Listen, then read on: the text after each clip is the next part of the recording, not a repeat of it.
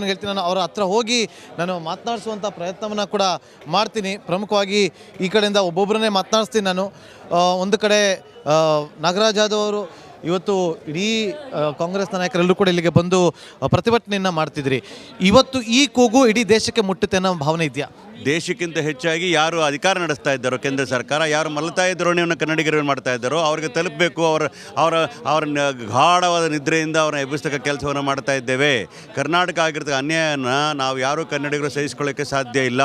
ಇದು ರಾಜಕೀಯ ಹೋರಾಟ ಅಲ್ಲ, ಕನ್ನಡಿಗರು ನ್ಯಾಯ ಕೊಡಿಸ್ತಕ್ಕಂಥ ಹೋರಾಟ. ಈ ನ್ಯಾಯಕ್ಕೆ ಸ್ಪಂದನೆ ಮಾಡ್ತಾರೆ ಪ್ರಧಾನಮಂತ್ರಿಗಳು, ಸೂಕ್ಷ್ಮವಾಗಿದ್ದಾರೆ ಅಂತ ನಾನು ಭಾವಿಸಿದ್ದೇನೆ.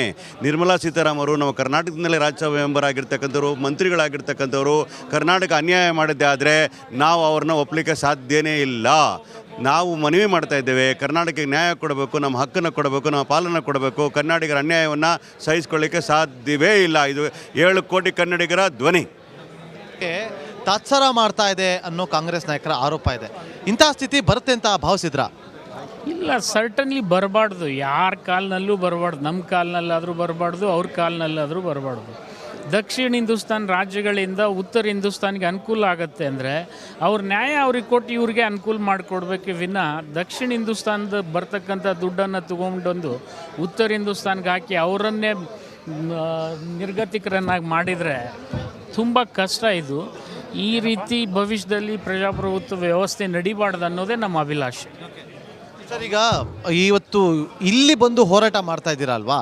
BJP-ಅವ್ರಿಗೂ ಕೂಡ ಆಹ್ವಾನ ಕೊಟ್ಟಿದ್ದೀರಿ, ಸಂಸದರಿಗೆ ಬನ್ನಿ ಅಂತೇಳಿ. ರಾಮಲಿಂಗಾರೆಡ್ಡಿ ಅವ್ರನ್ನ ಪ್ರಶ್ನೆ ಮಾಡ್ತೀನಿ. ಸಚಿವರು ಆಗಮಿಸಿದ್ದಾರೆ. ಸಚಿವರೇ, ಈಗ ಈ ಒಂದು ಕೂಗು ಇಡೀ ದೇಶಕ್ಕೆ ಕೇಳುತ್ತೆ ಅಂತ ಭಾವನೆ ಇದೆಯಾ? ಇವತ್ತಿನ ಹೋರಾಟಕ್ಕೆ ನಿಮಗೆ ಒಂದು ಯಶಸ್ಸು ಸಿಗುತ್ತೆ ಅನ್ನೋ ಭಾವನೆ ಇದೆಯಾ? ಕೇಂದ್ರ ಸರ್ಕಾರಕ್ಕೆ ಕಿವಿ ಇದ್ದರೆ ಇಷ್ಟೊತ್ತು ನಮ್ಮ ಕೂಗು ಕೇಳಿಸ್ಬೇಕಾಗಿತ್ತು. ಕಿವಿನೂ ಯಾಕೋ ಜಾಣಕಿ ಉಡುವಂತಿರ್ಬೋದು, ಅಥವಾ ನಮ್ಮ ರಾಜ್ಯದಲ್ಲಿ 234 ತಾಲೂಕಲ್ಲಿ 223 ತಾಲೂಕು ಬರ ಘೋಷಣೆ ಆಗಿದೆ. ಕೇಂದ್ರ ಸರ್ಕಾರಕ್ಕೆ ಕಣ್ಣಿದ್ದಿದ್ರೆ ಅದಾದರೂ ಕಾಣಿಸ್ಬೇಕಾಗಿತ್ತು. ಕಣ್ಣೂ ಇಲ್ಲ, ಕಿವಿನೂ ಇಲ್ಲ. ನಾವಾದರೂ ನಮ್ಮ ಕೆಲಸ ನಾವು ಮಾಡಬೇಕಲ್ಲ. ಈಗ ನಮ್ಮ ರಾಜ್ಯಕ್ಕೆ ಅನ್ಯಾಯ ಆಗ್ತಾ ಇರ್ತಕ್ಕಂಥ ಸಂದರ್ಭದಲ್ಲಿ ನಮ್ಮ ರಾಜ್ಯದಿಂದ 4.5 ಲಕ್ಷ ಕೋಟಿ ಪ್ರತಿ ವರ್ಷ ಕೇಂದ್ರ ಸರ್ಕಾರಕ್ಕೆ ಟ್ಯಾಕ್ಸ್ ಮುಖಾಂತರ ಬರುತ್ತೆ. ನಮಗೆ ವಾಪಸ್ ಕೊಡ್ತಾ ಇರ್ತಕ್ಕಂಥದ್ದು ಕೇವಲ 50,000 ಕೋಟಿ. ಬರಗಾಲಕ್ಕೆ ಕೇಂದ್ರ ಸರ್ಕಾರದ ಗೈಡ್ಲೈನ್ಸ್ ಪ್ರಕಾರನೇ ಕೊಡಬೇಕಾಗಿರ್ತಕ್ಕಂಥ ಹಣ ಕೂಡ ಉದ್ದೇಶಪೂರ್ವಕವಾಗಿ ಕೊಡ್ತಾ ಇಲ್ಲ. ನಮ್ಮ ರಾಜ್ಯಕ್ಕೆ ಅಲ್ಲ, ಕೇರಳದವ್ರಿಗೂ ಇದೇ ರೀತಿ ಮಾಡ್ತಾಯಿದ್ದಾರೆ, ವೆಸ್ಟ್ ಬೆಂಗಾಲ್ವರೆಗೂ ಇದೇ ರೀತಿ ಮಾಡ್ತಾಯಿದ್ದಾರೆ, ಮತ್ತು ದೆಹಲಿವರೆಗೂ ಇದೇ ರೀತಿ ಮಾಡ್ತಾಯಿದ್ದಾರೆ. ಎಲ್ಲೆಲ್ಲಿ ಕಾಂಗ್ರೆಸ್ ಸರ್ಕಾರಗಳು ಅಥವಾ ವಿಪಕ್ಷ ಸರ್ಕಾರಗಳಿದೆಯೋ ಅಲ್ಲಿ ಎಲ್ಲ ಕಡೆ ಕೂಡ ಇದೇ ತಾರತಮ್ಯ ಮಾಡ್ತಾಯಿದ್ದಾರೆ. ನಮ್ಮ BJP ರಾಜ್ಯದ ದೊಡ್ಡ ದೊಡ್ಡ ಮುಖಂಡಗಳು ಗರಿ ಬಟ್ಟೆ ಹಾಕ್ಕೊಂಡು, ಗರಿ ಶಾಲುಗಳು ಹಾಕ್ಕೊಂಡು ದೆಹಲಿನಲ್ಲಿ ಕೇಂದ್ರದ ಪರ ವಕಾಲತ್ತು ವಹಿಸ್ತಾರೆ. ರಾಜ್ಯದ ಜನತೆ ಈ ಥರ ಕಷ್ಟದಲ್ಲಿದ್ದಾಗ ಒಂದು ಬಾಯಿ ಬಿಟ್ಟು ನಮ್ಮ ರಾಜ್ಯಕ್ಕೆ ಏನು ಹಣ ಕೊಡಬೇಕಾಗಿದೆಯೋ ಅದನ್ನು ಕೊಡಿ ಅಂತ ಕೇಳುವಷ್ಟು ಇವರಿಗೆ ವ್ಯವಧಾನ ಕೂಡ ಇಲ್ಲ. ಇದು ಸಚಿವ ರಾಮಲಿಂಗಾರೆಡ್ಡಿ ಅವರ ಮಾತು. ಇನ್ನು ಅಥಣಿ ವಿಧಾನಸಭಾ ಕ್ಷೇತ್ರದ ಶಾಸಕರಾಗಿರುವಂಥ ಲಕ್ಷ್ಮಣ್ ಸವದಿ ಕೂಡ ಇದ್ದಾರೆ. ಅವರು ನಮ್ಮ ಪಾಲು ನಮಗೆ ಕೊಡಿ, ರಾಜಕೀಯ ಮಾಡಬೇಡಿ ಅಂತೇಳಿ ಪ್ಲಕಾರ್ಡನ್ನು ಕೂಡ ಹಿಡ್ಕೊಂಡಿದ್ದಾರೆ. ಲಕ್ಷ್ಮಣ್ ಸವದಿ, ಕೇಂದ್ರ ಸರ್ಕಾರ ರಾಜಕೀಯ ಮಾಡ್ತಾ ಇದೆಯಾ ಅನುದಾನ ಕೊಡೋ ವಿಚಾರದಲ್ಲಿ? ಅನುದಾನ ಕೊಡೋದ್ರಲ್ಲಿ ಕರ್ನಾಟಕಕ್ಕೆ ಮೋಸ ಮಾಡ್ತಾ ಇದೆ. ಇದು ನಮ್ಮ ಹಕ್ಕು. ಇದು ನಾವೇನು ಭಿಕ್ಷೆ ಕೇಳ್ತಾ ಇಲ್ಲ, ನಾವು ಕೇಳ್ತಕ್ಕಂಥದ್ದು ನಮ್ಮ ಪಾಲು. ನಮ್ಮ ಪಾಲಿನ ಹಣವನ್ನು ನಮಗೆ ಕೊಡಬೇಕು ಅಂತಕ್ಕಂಥದ್ದನ್ನು ನಾವು ಪ್ರತಿಭಟನೆ ಮುಖಾಂತರ ಇವತ್ತು ನಾವು ಕೇಂದ್ರ ಸರ್ಕಾರದ ಮೇಲೆ ಒತ್ತಡವನ್ನು ಹಾಕ್ತಾಯಿದ್ದೀವಿ. ಈ ಕೂಗು ಇಡೀ ದೇಶಕ್ಕೆ ಕೇಳುತ್ತೆ ಅನ್ನೋ ಭಾವನೆ ಇದೆಯಾ? ಡೆಫಿನೆಟ್ ಕೇಳುತ್ತೆ. ನಿಮ್ಮ ಮುಖಾಂತರ ಇಡೀ ದೇಶಕ್ಕೆ ತೋರಿಸುವಂಥ ಜವಾಬ್ದಾರಿ ನಿಮ್ಮದಿದೆ. ಅದು ನಿಮ್ಮ ಮುಖಾಂತರನೇ ದೇಶ ನೋಡುತ್ತೆ. ರಿಪಬ್ಲಿಕ್ ಕನ್ನಡದ ಮೂಲಕ ಇಡೀ ದೇಶವೇ ನೋಡುತ್ತೆ. ರಿಪಬ್ಲಿಕ್ ಇರ್ಬೋದು, ಉಳಿದ ಎಲ್ಲ ಮೀಡಿಯಾದವರು ಇವತ್ತಿನ ಬಂದಿರಲ್ಲ. ಇದನ್ನು ನಮ್ಮ ಪ್ರತಿಭಟನೆಯನ್ನು ಇಡೀ ಜಗತ್ತಿಗೆ ತೋರಿಸುವಂಥ ಕೆಲಸ ಮೀಡಿಯಾದವ್ರು ಮಾಡ್ತಾರೆ ಅನ್ನೋಂಥ ನಂಬಿಕೆ ನಮಗಿದೆ. ಇದು ಲಕ್ಷ್ಮಣ್ ಸವದಿ ಅವರ ಮಾತು. ಇಲ್ಲಿ ಸಾಕಷ್ಟು ಜನ ಶಾಸಕರು ಇದ್ದಾರೆ. ನಮ್ಮೊಂದಿಗೆ ಹನುಮಂತೇವರಿದ್ದಾರೆ, ರಾಜ್ಯಸಭಾ ಸದಸ್ಯರು. ಹನುಮಂತೇವ್ರನ್ನ ಮಾತನಾಡ್ತೀನಿ. ಹನುಮಂತೇವರೇ, ಇವತ್ತು ಹಣಕಾಸು ಆಯೋಗದ ಸ್ವರೂಪ ಬದಲಾಗಬೇಕು ಅನ್ನೋ ನಿಟ್ಟಿನಲ್ಲಿ ಈ ಒಂದು ಧರಣಿ ಏನಾದರೂ ಆಗ್ತಾ ಇದೆಯಾ? ಹಣಕಾಸು ಆಯೋಗದ ನಿರ್ಧಾರಗಳು ಯಾವಾಗಲೂ ಆಗೋದು ರಾಜ್ಯ ಸರ್ಕಾರದ ಎಲ್ಲ ರಾಜ್ಯಗಳ ಅಭಿಪ್ರಾಯವನ್ನು ಪಡೆದು ಹಣಕಾಸು ಆಯೋಗ ಏನನ್ನು ಕೊಡಬೇಕು ರಾಜ್ಯಗಳಿಗೆ, ಎಷ್ಟು ಪಾಲನ್ನು ಕೊಡಬೇಕು ಅಂತ ನಿರ್ಧಾರ ಮಾಡ್ತದೆ. 15ನೇ ಹಣಕಾಸು ಆಯೋಗ ಕೂಡ ಇದೇ ರೀತಿ ರಾಜ್ಯಗಳ ಅಭಿಪ್ರಾಯಗಳನ್ನು ಕೇಳಿ ಹಣಕಾಸು ಎಷ್ಟು ರಾಜ್ಯಗಳಿಗೆ ಪಾಲು ಬರಬೇಕು, ಕೇಂದ್ರಕ್ಕೆ ಎಷ್ಟು ಇರಬೇಕು ಅಂತ ಅನ್ನುವ ನಿರ್ಧಾರವನ್ನು ಮಾಡಿ 41% ರಾಜ್ಯಗಳಿಗೆ ಕೊಡಬೇಕು ಅಂತೇಳಿ ತೀರ್ಮಾನ ಮಾಡಿತ್ತು. ಆದರೆ ಕರ್ನಾಟಕಕ್ಕೆ 41 ಇರಲಿ 29ರವರೆಗೆ ಕೂಡ ಕರ್ನಾಟಕದ ಪಾಲು ಸೇರಿಲ್ಲ ಅಂತ ಹೇಳಿ ನಾವು ಇಷ್ಟೊತ್ತು ಹೇಳ್ತಾ ಇದ್ದೇವೆ. ಆದ್ದರಿಂದ ಇವತ್ತು ಕರ್ನಾಟಕದ ಅಭಿಪ್ರಾಯ ಮಾತ್ರ ಅಲ್ಲ, ದೇಶದ ಎಲ್ಲ ರಾಜ್ಯಗಳ ಅಭಿಪ್ರಾಯವನ್ನು ಪಡೆದು ಯಾವ್ಯಾವ ರಾಜ್ಯಗಳಿಗೆ ಎಷ್ಟು ಕೊಡಬೇಕು ಅನ್ನೋದಲ್ಲ, ಆ ರಾಜ್ಯದ ತೆರಿಗೆ ಪಾಲನ್ನು ಸರಿಯಾಗಿ ಕೊಡಬೇಕು ಅಂತ ಹಣಕಾಸು ಆಯೋಗ ಏನು ನಿರ್ಧಾರ ಮಾಡ್ತದೆ ಅದರ ಪ್ರಕಾರ ಕೊಡಲಿ ಅನ್ನೋದೇ ನಮ್ಮ ಅಭಿಪ್ರಾಯ. ಮತ್ತು ಒಂದು ವೇಳೆ ಹಣಕಾಸು ಆಯೋಗ ಕರ್ನಾಟಕ ಕೇಳ್ತಿರೋದು ಸರಿ ಇಲ್ಲ, ತಮಿಳುನಾಡು ಕೇಳ್ತಿರೋದು ಸರಿ ಇಲ್ಲ, ಕೇರಳ ಕೇಳ್ತಿರೋದು ಸರಿ ಇಲ್ಲ ಅನ್ನೋ ಅಭಿಪ್ರಾಯ ಇದ್ದರೆ ಅವರು ಹೇಳಬೇಕು, ಅದನ್ನು ಚರ್ಚೆಗೆ ತರಬೇಕು, ಆ ವರದಿಯಲ್ಲಿ ಕೊಡಬೇಕು, ಆಮೇಲೆ ನಿರ್ಧಾರ ಮಾಡೋಣ ಯಾವುದು ಸರಿ ಯಾವುದು ತಪ್ಪು ಅಂತ. ನೋಡಿ, ಇನ್ನು ಎಲ್ಲ ಶಾಸಕರು ಕೂಡ ಇಲ್ಲಿ ಕೂತಿದ್ದಾರೆ. ವೀರೇಂದ್ರ ಪಪ್ಪಿಯವರಾಗಿರ್ಬೋದು, ಶರತ್ ಬಚ್ಚೇಗೌಡ ಅವರಾಗಿರ್ಬೋದು, ಅವರೆಲ್ಲರೂ ಕೂಡ ಕೂತಿದ್ದಾರೆ. ಸೌಮ್ಯ ರೆಡ್ಡಿಯವರು ಕೂಡ ಆಗಮಿಸಿದ್ದಾರೆ. ಇನ್ನು ಪ್ರಮುಖವಾದಂಥ ವಿಚಾರ ಅಂತಂದರೆ ಸೌಮ್ಯ ರೆಡ್ಡಿಯವ್ರನ್ನ ಮಾತಾಡ್ತೀನಿ. ಸೌಮ್ಯ ರೆಡ್ಡಿಯವರೇ, ಇವತ್ತು ದೆಹಲಿಗೆ ಬಂದು ಹೋರಾಟವನ್ನು ಮಾಡುವಂಥ ಸ್ಥಿತಿ ರಾಜ್ಯದಲ್ಲೇ, ಇದು ಒಂದು ದೇಶದಲ್ಲಿ ಇತಿಹಾಸ. ಇಡೀ ಸರ್ಕಾರದ ಪ್ರತಿನಿಧಿಗಳು ಇಲ್ಲಿಗೆ ಬಂದು ಪ್ರತಿಭಟನೆ ಮಾಡ್ತಾ ಇರುವಂಥದ್ದು. ನೋಡಿ, ಎಲ್ಲೋ ಒಂದು ಕಡೆ ಕೇಂದ್ರ BJP ಸರ್ಕಾರಕ್ಕೆ ನಮ್ಮ ಕರ್ನಾಟಕ ಇರ್ಬೋದು, ಆಮೇಲೆ ಬೇರೆ ರಾಜ್ಯಗಳು ಅಷ್ಟೇ, ಆದರೆ ವಿಶೇಷವಾಗಿ ನಾವಿವತ್ತು ಎಲ್ಲ ಕನ್ನಡಿಗರ ಪರವಾಗಿ ನಾವು ಹೋರಾಟ ಮಾಡೋಕ್ಕೆ ನಾವಿಲ್ಲಿ ಕಾಂಗ್ರೆಸ್ಸಿಂದ ನಾವು ಬಂದಿದ್ದೀವಿ. ಯಾಕಂದರೆ ನಾವು ಎಷ್ಟು ಕೂಗಿದ್ರೂ ಅವ್ರಿಗೆ ಕಿವಿ ಕೇಳಿಸ್ತಿಲ್ಲ. ಅದಕ್ಕೆ ನಾವು ಇಲ್ಲಿ ಡೆಲ್ಲಿಗೆ ಬಂದು ಅವ್ರಿಗೆ ಕೇಳಿಸ್ಲಿ, ನಮ್ಮ ತೆರಿಗೆ ನಮ್ಮ ಹಣ ನಮಗೆ ಸರಿಯಾಗಿ ವಾಪಸ್ ಕೊಡಲಿ ಅಂತ ನಾವು ಕೇಳೋಕ್ಕೆ ನಾವು ಬರ್ತಾಯಿದ್ವಿ. ನೋಡಿ, ನಮ್ಮ ಇಡೀ one of the highest contributors to the country ಯಾವ ರಾಜ್ಯ ಅಂದರೆ ನಮ್ಮ ಕರ್ನಾಟಕ. ಆಲ್ಮೋಸ್ಟ್ 4.25 ಕೋಟಿ 4.3 ಲ್ಯಾಕ್ ಕ್ರೋರ್ಸ್ ನಾವು ಕಾಂಟ್ರಿಬ್ಯೂಟ್ ಮಾಡ್ತಾಯಿದ್ದೀವಿ. ಆದರೆ ನಮಗೆ ಎಷ್ಟು ವಾಪಸ್ ಬರ್ತಾಯಿದೆ ಅಂದರೆ ಜಸ್ಟ್ ಒಂದು 50,000 ಚಿಲ್ಲರೆ. ಇದು ನೀವೇ ಲೆಕ್ಕ ಹಾಕ್ಕೊಳ್ಳಿ. ಬೇರೆ ರಾಜ್ಯಗಳು ಉತ್ತರ ಪ್ರದೇಶ್ ಕಂಪೇರ್ ಮಾಡಿದ್ರೆ ಉತ್ತರ ಪ್ರದೇಶ್ಗೆ 2 ಲಕ್ಷ ಕೋಟಿ ಸಿಗ್ತಾಯಿದೆ, ಇಡೀ ಸೌತ್ ಇಂಡಿಯಾ ಲೆಕ್ಕ ಹಾಕ್ಕೊಂಡ್ರೆ. ನಮಗೆ ನಿಜವಾಗ್ಲೂ ಎಷ್ಟು ಹಣ ಸಿಗಬೇಕು ಆ ಹಣ ದಯವಿಟ್ಟು ಕೊಡಿ ಅಂತ ನಾವೇನು ಭಿಕ್ಷೆ ಬೇಡ್ತಿಲ್ಲ. ದಯವಿಟ್ಟು ನಮ್ಮ ಹಕ್ಕನ್ನು, ನಮ್ಮ ತೆರಿಗೆ ಹಣನ ನಮಗೆ ವಾಪಸ್ ಕೊಡಿ ಅಂತ ನಾವು ಕೇಳಕ್ಕೆ ಬರ್ತಾಯಿದ್ವಿ. ನಿಜವಾಗ್ಲೂ BJP ಸಂಸದರಾಗಿರಲಿ, ಇಲ್ಲಿ BJP ಸರ್ಕಾರಕ್ಕೆ ನಿಜವಾಗ್ಲೂ ಮಾನ ಮರ್ಯಾದೆ ಇದ್ದರೆ ಎಲ್ಲ ಕನ್ನಡಿಗರು ಇದ್ರ ಬಗ್ಗೆ ಮಾತಾಡಲೇಬೇಕು. ಸೌಮ್ಯ ರೆಡ್ಡಿಯವರ ಮಾತು. ಇನ್ನು ನಾನು ನಮ್ಮ ಕ್ಯಾಮ್ರಾಮನ್ಗೆ ಇಲ್ಲೇ ಇರೋದಕ್ಕೆ ಹೇಳ್ತೀನಿ, ಅಲ್ಲಿ ಸಂಸದರಿದ್ದಾರೆ, ಅವ್ರನ್ನ ಮಾತನಾಡಿಸುವಂಥ ಕೆಲಸವನ್ನು ಮಾಡ್ತೀನಿ. ಇಲ್ಲಿಂದನೇ ಅಲ್ಲಿಗೆ ಹೋಗ್ತೀನಿ. ಈಗ ರಕ್ಷಾರಾಮಯ್ಯ ಅವರು ಕೂಡ ಇಲ್ಲಿ ಆಗಮಿಸಿದ್ದಾರೆ.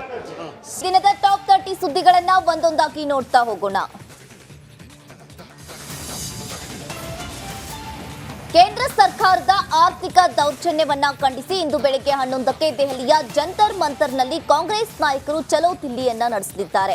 ಇದು ರಾಜಕೀಯ ಪ್ರತಿಭಟನೆಯಲ್ಲ, ಪಕ್ಷಾತೀತ ಹೋರಾಟ ಎಂದು ನಿರೂಪಿಸಲು ಸಿಎಂ ಪ್ಲಾನ್ ಅನ್ನ ಮಾಡಿದ್ದಾರೆ.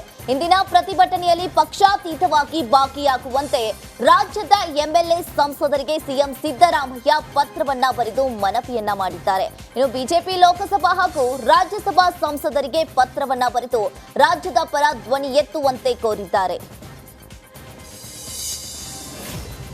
ಅತ್ತ ದೆಹಲಿಯಲ್ಲಿ ಕಾಂಗ್ರೆಸ್ ನಾಯಕರು ಕಹಳೆಗನ್ನ ಮೊಳಗಿಸಿದ್ರೆ, ಇತ್ತ ಬೆಂಗಳೂರಿನಲ್ಲಿ ಕೇಸರಿ ನಾಯಕರು ಸಮರವನ್ನೇ ಸಾರಲಿದ್ದಾರೆ. ರಾಜ್ಯ ಸರ್ಕಾರದ ವೈಫಲ್ಯಗಳನ್ನು ಖಂಡಿಸಿ ಇವತ್ತು ಬಿಜೆಪಿ ನಾಯಕರು ಪ್ರತಿಭಟನೆ ನಡೆಸಲಿದ್ದಾರೆ. ವಿಧಾನಸೌಧದ ಆವರಣದ ಗಾಂಧಿ ಪ್ರತಿಮೆಯ ಮುಂದೆ ಬೆಳಗ್ಗೆ 11 ಗಂಟೆಗೆ ಬಿಜೆಪಿ ರಾಜ್ಯಾಧ್ಯಕ್ಷ BY ವಿಜಯೇಂದ್ರ, ವಿಪಕ್ಷ ನಾಯಕ R ಅಶೋಕ್, ಕೋಟಾ ಶ್ರೀನಿವಾಸ್ ಪೂಜಾರಿ ನೇತೃತ್ವದಲ್ಲಿ ಧರಣಿ ನಡೆಯಲಿದೆ.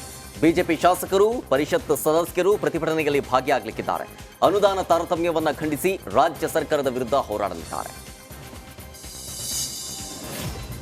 ಅನುದಾನ ವಿಚಾರವಾಗಿ ಕಾಂಗ್ರೆಸ್ ಡೊಂಬರಾಟ ಮಾಡುತ್ತಿದೆ ಎಂಬ ಬಿಜೆಪಿ ಆರೋಪಕ್ಕೆ ಸಿಎಂ ಸಿದ್ದರಾಮಯ್ಯ ಪ್ರತಿಕ್ರಿಯಿಸಿದ್ರು. ಇನ್ನು ದೆಹಲಿಯಲ್ಲಿ ರಿಪಬ್ಲಿಕ್ ಕನ್ನಡಕ್ಕೆ ಪ್ರತಿಕ್ರಿಯಿಸಿದ ಅವರು, ಬಿಜೆಪಿ ನಾಯಕರು ಡೊಂಬರಾಟ ಮಾಡುತ್ತಿರುವುದು ನಾವಲ್ಲ, ಎಲ್ಲವನ್ನ ಇಂದಿನ ಪ್ರತಿಭಟನೆಯಲ್ಲಿ ಮಾಡುತ್ತೇನೆ ಎಂದು ತಿರುಗೇಟನ್ನ ಕೊಟ್ಟರು. ಬಿಜೆಪಿ ಒಂದು ಹೇಳಿದೆ, ಇದೊಂದು ರಾಜಕೀಯ ದೊಂಬರಾಟ ಮಾಡ್ತಾ ಇದೆ ಅನ್ನುವಂಥದ್ದು. ಸರ್, ಹೋರಾಟ ಮಾಡ್ತಾ ಇದ್ದಾರೆ. ಬಿಜೆಪಿ ಒಂದು ಹೇಳಿದೆ ಇದೊಂದು ರಾಜಕೀಯ ದೊಂಬರಾಟ ಮಾಡ್ತಾ ಇದೆ ಅನ್ನುವಂಥದ್ದು ಸರ್. ಬಿಜೆಪಿ ಹೋರಾಟ ಮಾಡ್ತಾ ಇದ್ದಾರೆ. ಬಿಜೆಪಿ ಒಂದು ಹೇಳಿ ಕೇಂದ್ರ ಸರ್ಕಾರದ ವಿರುದ್ಧ ಕಾಂಗ್ರೆಸ್ ಅನುದಾನ ಸಮರಕ್ಕೆ ಕೈ ಜೋಡಿಸುವಂತೆ ಮಾಜಿ ಪ್ರಧಾನಿ ದೇವೇಗೌಡರಿಗೆ ಸಿಎಂ ಪತ್ರವನ್ನು ಬರೆದು ಮನವಿಯನ್ನ ಮಾಡಿಕೊಂಡಿದ್ದಾರೆ. ಕನ್ನಡ ನಾಡಿಗೆ ಆಗ್ತಾ ಇರುವ ಅನ್ಯಾಯದ ವಿರುದ್ಧ ಹೋರಾಡೋಣ, ನಮ್ಮ ಜೊತೆ ಕೈ ಜೋಡಿಸಿ ಅಂತ ಸಿದ್ದರಾಮಯ್ಯನವರು ಮನವಿಯನ್ನ ಮಾಡಿದ್ದಾರೆ. ಬಿಜೆಪಿ ಸಂಸದರು, ಜೆಡಿಎಸ್ ಸಂಸದರಿಗೂ ಕೂಡ ಸಿಎಂ ಸಿದ್ದರಾಮಯ್ಯನವರು ಕೋರ್ಕೊಂಡಿದ್ದಾರೆ. ಇಂದು ವಿಧಾನಸೌಧದ ಆವರಣದ ಗಾಂಧಿ ಪ್ರತಿಮೆ ಬಳಿ ನಡೆಯಲಿರುವ ಬಿಜೆಪಿ ಪ್ರತಿಭಟನೆ ವಿರುದ್ಧ ಸಚಿವ ಕೆಎಚ್ ಮುನಿಯಪ್ಪ ಕಿಡಿಕಾರಿದ್ದಾರೆ. ಬಿಜೆಪಿ ಸುಮ್ಮನೆ ಆರೋಪವನ್ನ ಮಾಡಬಾರದು, ನಮ್ಮ ಅನುದಾನವನ್ನ ನಮಗೆ ಕೊಡಲಿ, ಆಮೇಲೆ ಅನುದಾನ ಎಷ್ಟು ಕೊಟ್ಟಿದೆ ಅಂತ ಹೇಳಲಿ ಎಂದು ರಿಪಬ್ಲಿಕ್ ಕನ್ನಡ ಮೂಲಕ ವಾಗ್ದಾಳಿಯನ್ನ ನಡೆಸಿದ್ರು. ತಮ್ಮ ವೈಫಲ್ಯತೆಯನ್ನ ಮುಚ್ಚಿಕೊಳ್ಳುವುದಕ್ಕೆ ಕಾಂಗ್ರೆಸ್ ನಾಯಕರು ಅನುದಾನ ವಿಚಾರದಲ್ಲಿ ಅನ್ಯಾಯ ಆಗಿದೆ ಅಂತ ಪ್ರತಿಭಟನೆ ಮಾಡ್ತಾ ಇದ್ದಾರೆ ಅಂತ ಹೇಳಿ ಪ್ರಹ್ಲಾದ್ ಜೋಶಿ ಕಿಡಿಕಾರಿದ್ದಾರೆ. ನವದೆಹಲಿಯಲ್ಲಿ ಮಾತನಾಡಿದ ಕೇಂದ್ರ ಸಚಿವ ಪ್ರಹ್ಲಾದ್ ಜೋಶಿ, ಕುಣಿಯಲು ಬರೆದಿದ್ರೆ ನೆಲ ಡೊಂಕು ಅನ್ನುವಂತೆ ಸಿಎಂ ವರ್ತನೆ ಇದೆ.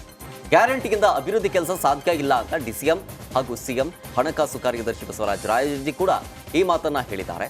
ಪ್ಲಾನ್ ಇಲ್ಲದೆ ಮನಬಂದಂತೆ ಗ್ಯಾರಂಟಿ ಘೋಷಣೆ ಮಾಡಿದ್ರಿಂದ ಈ ಪರಿಸ್ಥಿತಿ ಬಂದಿದೆ. ಇನ್ನು ರಾಜ್ಯದಲ್ಲಿ ಗ್ಯಾರಂಟಿಯೂ ಸರಿಯಾಗಿ ಜಾರಿಯಾಗಿಲ್ಲ, ಇತ್ತ ಅಭಿವೃದ್ಧಿಯೂ ಆಗ್ತಾ ಇಲ್ಲ ಅಂತ ಹೇಳಿ ಕಿಡಿಕಾರರು. ರಾಜ್ಯದಲ್ಲಿ ಸಂಗ್ರಹಿಸಿದ ಜಿಎಸ್ಟಿ ಪಾಲು ಕಾಂಗ್ರೆಸ್ ಸರ್ಕಾರದ ಬಳಿಯಲ್ಲಿಯೇ ಇದೆ ಎಂದು ಕಾಂಗ್ರೆಸ್ ಕೇಂದ್ರ ಸಚಿವ ಪ್ರಹ್ಲಾದ್ ಜೋಶಿ ವಾಗ್ದಾಳಿಯನ್ನ ನಡೆಸಿದ್ದಾರೆ. ಅಂತರರಾಜ್ಯ ಜಿಎಸ್ಟಿ 50% ರಾಜ್ಯಕ್ಕೆ ಹೋಗ್ತಾ ಇದೆ. ಈ ತೆರಿಗೆ ಪದ್ಧತಿ ನೆಹರು ಕಾಲದಿಂದಲೂ ಕೂಡ ಇದೆ. ನಯಾ ಪೈಸಾ ಜಿಎಸ್ಟಿ ಬಾಕಿ ಉಳಿಸಿಕೊಂಡಿಲ್ಲ. 6,280 ಕೋಟಿ ಬಡ್ಡಿ ರಹಿತ ಸಾಲವನ್ನ ನೀಡಿದೆ. 18,000 ಕೋಟಿ ಅನುದಾನ ರಾಜ್ಯಕ್ಕೆ ನೀಡಲಿದ್ದೇವೆ. ಇನ್ನು ಆದ್ರಿಂದ ಸಿಎಂ ತಮ್ಮ ವೈಫಲ್ಯವನ್ನ ಮುಚ್ಚಿಕೊಳ್ಳಲು ಪ್ರತಿಭಟನೆಯನ್ನ ಮಾಡ್ತಿದ್ದಾರೆ ಎಂದು ಜನರ ದಾರಿಯನ್ನ ತಪ್ಪಿಸಲು ಕಾಂಗ್ರೆಸ್ ಈ ರೀತಿಯಾಗಿ ತೀರ್ಮಾನವನ್ನ ಮಾಡಿದೆ. ಇನ್ನು ಜವಾಬ್ದಾರಿಯುತ ಪಕ್ಷ ಹೀಗೆ ಮಾತನಾಡಲು ಸಾಧ್ಯವಿಲ್ಲ ಎಂದು ವಾಗ್ದಾಳಿಯನ್ನ ನಡೆಸಿದ್ರು. ಲೋಕಸಭಾ ಚುನಾವಣೆ ಹತ್ತಿರವಾಗ್ತಾ ಇದ್ದಂತೆ ಬಿಜೆಪಿ ನಾಯಕರು ಫುಲ್ ಅಲರ್ಟ್ ಆಗಿದ್ದಾರೆ. ವಿಧಾನಸಭೆ ಸೋಲು ಬೆನ್ನಲ್ಲೇ ಲೋಕಸಭೆ ಅಖಾಡಕ್ಕಿಳಿಯೋದಕ್ಕೆ ಮಾಜಿ ಸಚಿವ ಎಂಪಿ ರೇಣುಕಾಚಾರ್ಯ ಮುಂದಾಗಿದ್ದಾರೆ. ಹೀಗಾಗಿ ಟಿಕೆಟ್ ಪಡೆಯೋದಕ್ಕೆ ಮಾಜಿ ಪ್ರಧಾನಿ ದೇವೇಗೌಡರನ್ನ ರೇಣುಕಾಚಾರ್ಯರವರು ಭೇಟಿಯಾದರು. ರಾಜ್ಯಪಾಲ ತಾವರ್ ಚಂದ್ ಗೆಹ್ಲೋಟ್ ಅವರ ಮೊಮ್ಮಗ ಧೀರಜ್ ಗೆಹ್ಲೋಟ್ ವಿವಾಹ ಆರತಕ್ಷತೆ ಸಮಾರಂಭದಲ್ಲಿ ಸಿಎಂ ಸಿದ್ದರಾಮಯ್ಯ ಅವರು ಭಾಗವಹಿಸಿ ಶುಭವನ್ನ ಕೋರಿದ್ರು. ಮಧ್ಯಪ್ರದೇಶದ ಇಂದೋರ್ನಲ್ಲಿ ನಡೆದ ಸಮಾರಂಭದಲ್ಲಿ ಉಪಮುಖ್ಯಮಂತ್ರಿ ಡಿಕೆ ಶಿವಕುಮಾರ್, ಸಚಿವರಾದ ಕೆಜೆ ಜಾರ್ಜ್, ಡಾಕ್ಟರ್ ಜಿ ಪರಮೇಶ್ವರ್, ಡಾಕ್ಟರ್ ಜಿ ಸುಧಾಕರ್ ಹಾಗೂ ಮುಖ್ಯಮಂತ್ರಿಗಳ ರಾಜಕೀಯ ಕಾರ್ಯದರ್ಶಿ ಗೋವಿಂದರಾಜು ಹಾಜರಿದ್ದರು. ಮಾಜಿ ಸಚಿವ ರಮೇಶ್ ಜಾರಕಿಹೊಳಿ ಮಾಲೀಕತ್ವದ ಸಕ್ಕರೆ ಕಾರ್ಖಾನೆ ಮೇಲೆ ಸಿಐಡಿ ಅಧಿಕಾರಿಗಳು ದಾಳಿ ನಡೆಸಿದ್ದಾರೆ. ಬೆಳಗಾವಿಯ ಚಿಕ್ಕನಂದಿ ಗ್ರಾಮದ ಸಮೀಪವಿರುವ ಶುಗರ್ ಫ್ಯಾಕ್ಟರಿ ಮೇಲೆ ರೇಡ್ ಮಾಡಿ ದಾಖಲೆಗಳನ್ನು ಪರಿಶೀಲಿಸಿದ್ರು. ಈ ಸಕ್ಕರೆ ಕಾರ್ಖಾನೆ ಸ್ಥಾಪಿಸುವುದಕ್ಕೆ 439 ಕೋಟಿಯನ್ನ ಅಪೆಕ್ಸ್ ಬ್ಯಾಂಕ್ನಲ್ಲಿ ಸಾಲ ಪಡೆಯಲಾಗಿತ್ತು. ಸಾಲ ಮರುಪಾವತಿ ಮಾಡದ ಹಿನ್ನೆಲೆ ರಮೇಶ್ ಜಾರಕಿಹೊಳಿ ವಿರುದ್ಧ ಅಪೆಕ್ಸ್ ಬ್ಯಾಂಕ್ ಮ್ಯಾನೇಜರ್ ರಾಜಣ್ಣ ಮುತ್ತಶೆಟ್ಟಿ ದೂರು ನೀಡಿದ್ರು. ಬೆಳಗಾವಿ ನೀರಾವರಿ ಇಲಾಖೆ ಕಚೇರಿಗೆ ರೈತರು ಮುತ್ತಿಗೆ ಹಾಕಿದ್ದಾರೆ. ಹಿಡಕಲ್ ಡ್ಯಾಂಗೆ ಭೂಮಿ ಕಳೆದುಕೊಂಡ ರೈತರಿಂದ ಮುತ್ತಿಗೆ ಹಾಕಿದೆ. ಇನ್ನು ಗುಡುಗನಟ್ಟಿ ಮಾಸ್ತಿಹೊಳಿ ಗ್ರಾಮದ ರೈತರಿಂದ ಮುತ್ತಿಗೆ ಹಾಕಲಾಗಿದೆ. ಹುಕ್ಕೇರಿ ತಾಲೂಕಿನ ಗುಡುಗನಟ್ಟಿ ಮಾಸ್ತಿಹೊಳಿ ಗ್ರಾಮ 394 ಎಕರೆ ಜಮೀನನ್ನ ಕಳೆದುಕೊಂಡಿದ್ದ ರೈತರಿಂದ ಆಕ್ರೋಶ ಕೂಡ ವ್ಯಕ್ತವಾಗಿದೆ. ಇನ್ನು 50 ವರ್ಷ ಕಳೆದ್ರೂ ಕೂಡ ಪರಿಹಾರದ ಹಣ ಬರಲಿಲ್ಲ ಎಂದು ಸಿಟ್ಟು ಮಾಡಿಕೊಂಡಿದ್ರು. ಚೀಫ್ ಇಂಜಿನಿಯರ್ ರಾಠೋಡ್ ಕಚೇರಿಯಲ್ಲಿ ಧರಣಿ ಪರಿಹಾರ ಪಡೆದೇ ಮರಳಿ ಹೋಗುವುದಾಗಿ ಬಿಗಿ ಪಟ್ಟು ಹಿಡಿದಿದ್ದಾರೆ. ನೋಟಿಸ್ ಕೊಟ್ಟಿದ್ದಾರೆ ಅವ್ರ ಹಿಂಗೆ ಏನೋ ದಾಖಲೆ ಅಂತ ಕೊಟ್ಟಿದ್ದಾರೆ. ಈಗ ಅಟೆಸ್ಟೆಡ್ ಮಾಡಿಕೊಡು ಮತ್ತು ಇದು ಯಾವ ಏನೇನು ಹೆಚ್ಚು ಕೊಟ್ಟಿದೆ ಅಂತ ಕೇಳೋದಕ್ಕೆ ಅಟೆಸ್ಟೆಡ್ ಮಾಡಿ ಕೊಡಾಕ್ತಾ ಇರಲಿಲ್ಲ ಅವ್ರ. ಇಲ್ಲೇ ಸಹಿ ಮಾಡಿದಾರೆ ಈಗ. ಈ ಕಾಪಿಗಳಿಗೂ ಇವಕ್ಕೂ ಸಹಿ ಮಾಡಿ ಕೊಡ್ಬೇಕಲ್ಲ.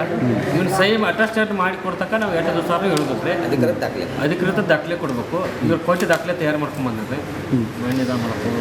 ಇಲ್ಲಿವರೆಗೆ ಅಧಿಕಾರಿಗಳು ಬಂದು ಭೇಟಿ ಆದರೆ ಏನು ಅವ್ರು ಇಲ್ಲಿ 5 ಮಿನಿಟ್ ಬರ್ತಾರೆ, ಹೋಗಿ ಅಲ್ಲಿ ಇಲ್ಲಿ ರೂಮ್ನಾಗ ಏನಕ್ಕೆ ಮಾತಾಡ್ತಾರೆ. ಅವ್ರು ಏನು ಮಾತಾಡ್ತಾರ ಅಂತ ಏನು ಗೊತ್ತಾರ ನಾವು ಇಲ್ಲಿ ಬರೋಣ. ನಾವು ಮಾತಾಡ್ತೀವಿ ರಾತ್ರಿ ನಾವು ಊಟ ಇಲ್ಲ ಏನಿಲ್ಲ, ಚಾ ಇಲ್ಲ ಏನಿಲ್ರಿ. ಅವ್ರ ಅನ್ಕ ಹೋಗಿ ಊಟ ಮಾಡಿ ಬರತ್ತಾರೋ ನಾವು ಹಂಗೆ ಗೊತ್ತಾಗ್ಬಿಡೋರು. ಒಟ್ಟು ಬೆಳತನಕ ಇಲ್ಲ ಏನ್ರಿ? ಹಾಂ ಬೆಳ್ತಾನ ಇಲ್ಲಿ. ಬೆಳ್ತಾನ ತಿಂಗಳಾಗಿ ಒಟ್ಟು ನ್ಯಾಯ ಸಿಗುಮಟ ಇಲ್ಲಿ. ನ್ಯಾಯ ಸಿಗುಮಟ ಇಲ್ಲಿ. ಸರ್ ನೋಟಿಸ್ ಕೊಟ್ಟಿದ್ದಾರೆ ಅವ್ರ.